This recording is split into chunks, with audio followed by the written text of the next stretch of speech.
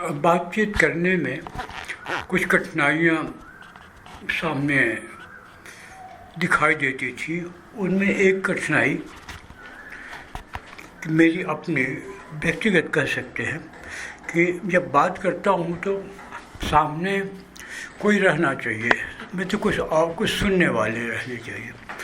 तो जब कोई एक ग्रुप रहता है तो समझ में आ जाता है कि क्या लेवल है अंडरस्टैंडिंग, क्या बैकग्राउंड है, और उसके अनुसार बातचीत होती रहती है। क्योंकि मनोविज्ञान में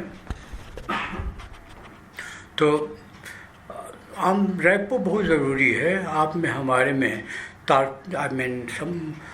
एक आत्मीयता का संबंध हो तभी बातचीत होती है।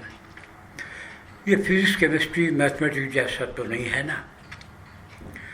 तो ये आत्मीयता अनजान लोगों से जिनके कि डिफरेंट लेवल ऑफ अंडरस्टैंडिंग है थोड़ा बड़ा मुश्किल होता है, और उसके जो धारणा स्पष्ट नहीं होती है, बातचीत करने का कोई तारतम्य बैठता भी नहीं है। तो मैंने अपने एक स्टूडेंट को ढेर सारी बातें करता रहता हूँ टेलीफोन में अथवा वैसे आमने सामने। तो ये सलाह मिली कि मैं अपने स्टूडेंट से जो बातें करता हूँ वो रिकॉर्ड करता जाऊँ और वो पाठशाला के लिए दे दूँ। तो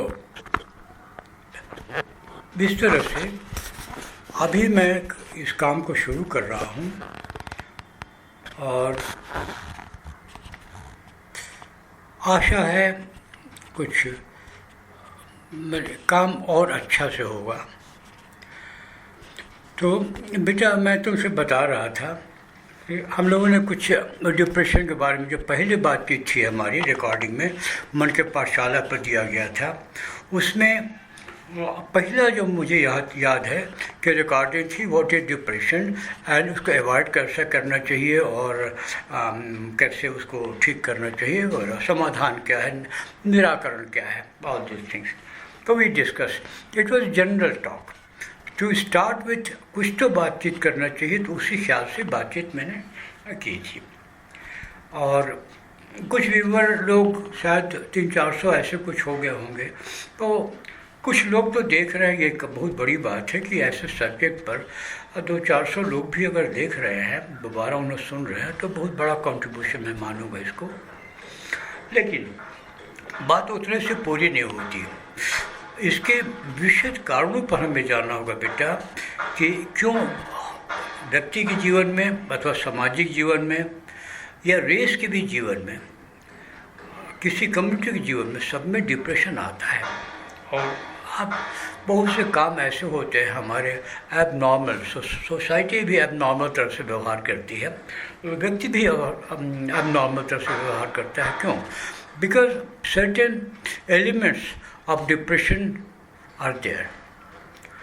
वो जो एलिमेंट्स हैं वो आते कहाँ से हैं, उनके कुछ कारणों पर हम बात प्रकाश डाल सकते हैं। वो ये है, पहला है कि बैलेंस बनाए रखने का जो नियम है या जो तत्व हमारे मन के भीतर है या समाज के भीतर है, वो बैलेंस बनाने में या मेंटेन करने में असमर्थ होते हैं या अक्षम होते हैं या बहुत कम प्रभावशाली होते हैं।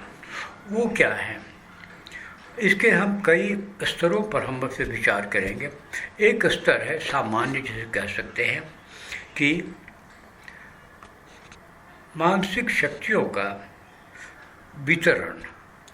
हम लोग चर्चा कर चुके हैं कि हमारे मानसिक शक्तियाँ अनेक प्रकार से प्रकाशित होती हैं, बाहरी जगत से में प्रकट होती हैं।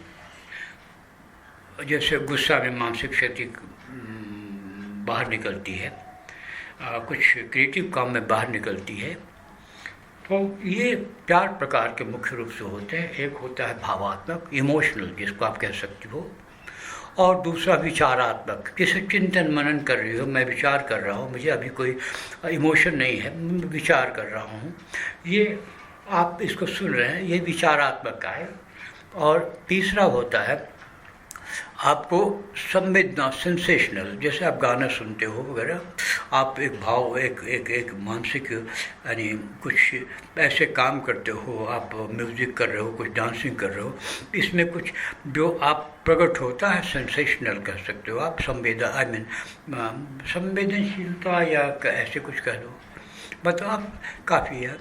और एक होता है प्रैक्टिकल है, आप झाड़ू लगा रहे हो, चाय बना रहे हो, आपको देर हो रही, जल्दी जल्दी रेडी हो रहे हो कि आपको मीटिंग के लिए जाना है, वहाँ पर कौन सा फाइल छूट गया, कौन सा आप परेशान हो रहे हो, घड़ी देख रहे हो बार बार, ये जो है क्रियात्मक है। इस प्रकार से हमें 4 रास्ते हैं जिनसे कि निकलती है हमारी मानसिक शक्तियाँ।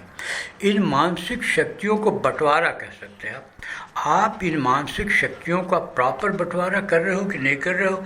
अगर प्रॉपर बंटवारा करने में आप अक्षम हो तो इससे आपको जो व्यवस्था गड़बड़ होगी, गड़बड़ी आएगी, वो एक कारण बनेगी आपके डिप्रेशन का। समाज में ऐसी है, बहुत आर्थिक उन्नति करते हैं, अमेरिका ने सबसे ज़्यादा आर्थिक उन्नति की इस छोटे से फर्स्ट वर्ल्ड वॉर के से मानसिक रोग सबसे अधिक अमेरिका में हुए। यानी आपको नहीं, लेकिन मैं कम से कम 40 वर्ष पहले का रिकॉर्ड की बात बता रहा हूँ। 40 वर्ष, yes, more than that even, मैं 55 वर्ष पहले का रिकॉर्ड बता सकता हूँ कि ये स्टैटिस्टिक्स ये है कि हर 4 मिनट में एक आदमी मतलब नींद की दवाई खाता है, और कुछ और ज़्यादातर मतलब बहुत जल्दी लोग पागल खाने यानी मतलब मानसिक असंतुलन के शिकार होते हैं।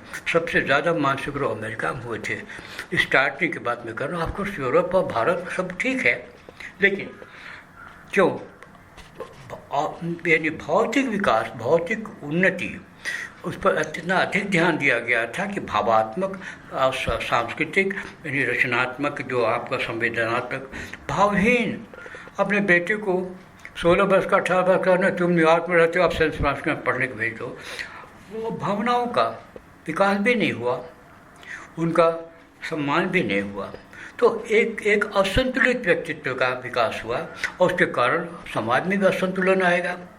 तो आधुनिक सभ्यता का जो कारण है असंतुलन विकास के क्षेत्र में।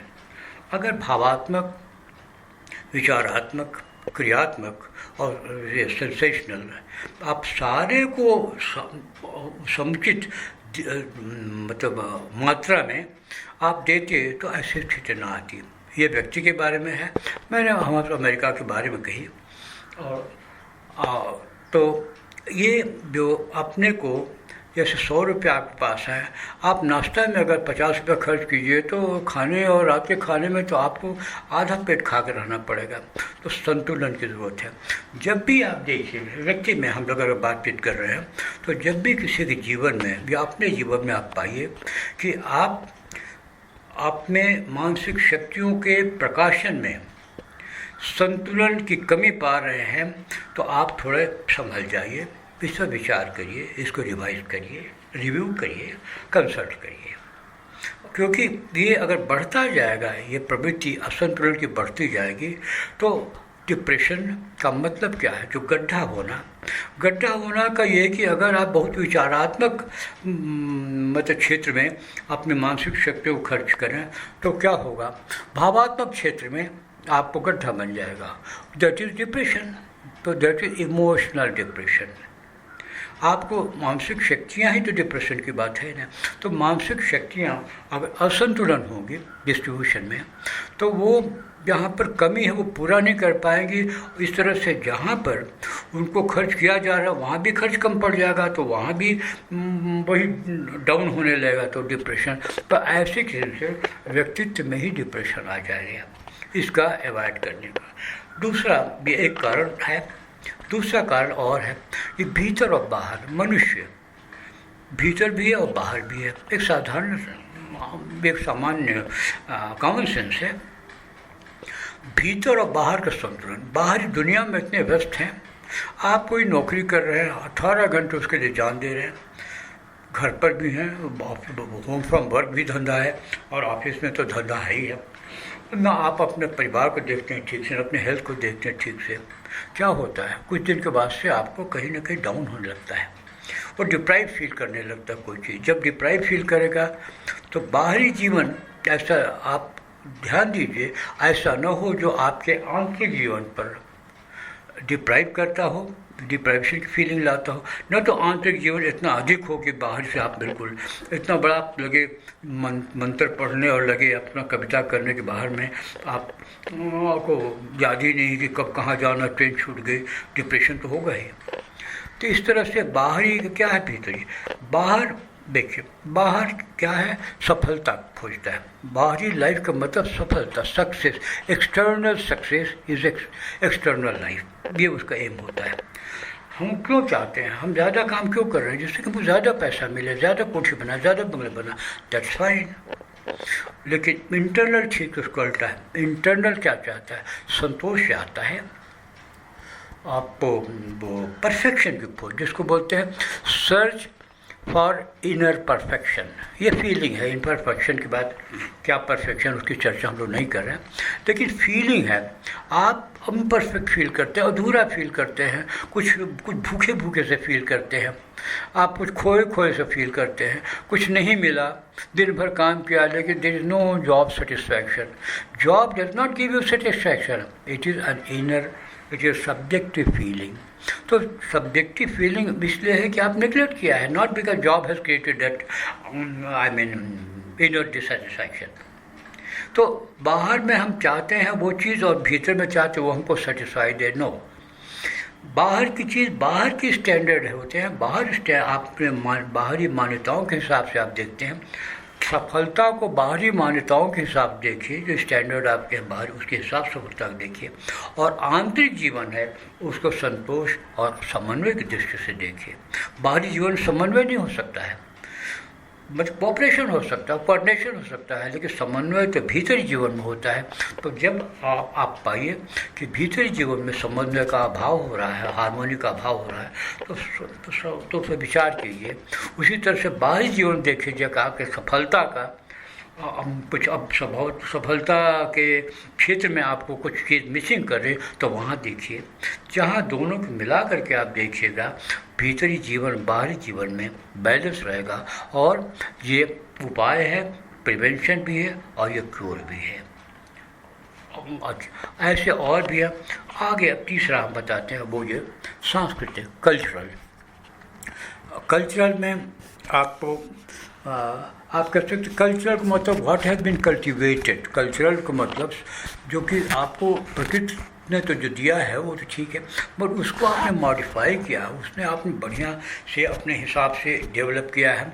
तो मान लो कि एजुकेशन, बच्चा तो अपने से पढ़ सकता है, बिकॉज जानवर की तो सीखते हैं, लेकिन आप उन बच्चों को क्यों इतना ज़्यादा जोर देते हैं, ये सीख लो, वो सीख लो, ऐसे खाओ, वैसे बैठो, वैसे क्या जोर, जानवर भी बैठते हैं। अगर बच्चा को न बताए कैसे बैठो तभी वो बैठ लेता है अच्छा से, लेकिन आपको बताना पड़ता है कि 4 आदमी के बीच में बैठो तो कैसे बैठना चाहिए। ये जो आप बताते हैं कैसे बैठना चाहिए, दैट इज़ कल्चर। आप उसको कल्चर करा, आप उसको एजुकेट करा रहे हैं। तो ऐसे तरह से कि अब आप एजुकेट करा रहे हैं, तो कल्चरल, आपको कल्चरल जो कॉन्फ्लिक्ट होते हैं उसके संबंध में हम अभी चर्चा आगे बढ़ाते हैं।